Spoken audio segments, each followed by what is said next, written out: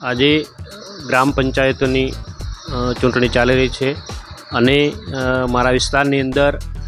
લગભગ 18 જેટલી ગ્રામ પંચાયતો બિનહરીફ થઈ છે અને બીજી તમામ ગ્રામ પંચાયતોની અંદર મતદાન ચાલુ છે અને શાંતિપૂર્ણ મતદાન થઈ રહ્યું છે અને હું પણ લોકોને અપીલ કરું છું કે તમામે તમામ લોકો શાંતિપૂર્ણ મતદાન કરે અને ગામનો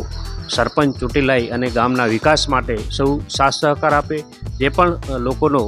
મત હોય એને લોકો મત આપી અને ચૂંટી લાવશે અને ગામના વિકાસ માટે સૌ સાથે મળે અને ગામનો વિકાસ કરે। અને મેં પણ અગાઉ જાહેરાત કરી હતી કે જે પણ ગ્રામ પંચાયત બિનહરીફ થશે તેને 5-5 લાખ રૂપિયા ગ્રાન્ટ આપવાની પણ મેં જાહેરાત કરી છે અને ગામના વિકાસ માટે હર હંમેશા સાથે રહી અને ગામનો વિકાસ પણ કરીશું। અને મારા વિસ્તારના તમામ લોકોને અપીલ કરું છું કે શાંતિપૂર્ણ મતદાન કરી અને આ મતદાન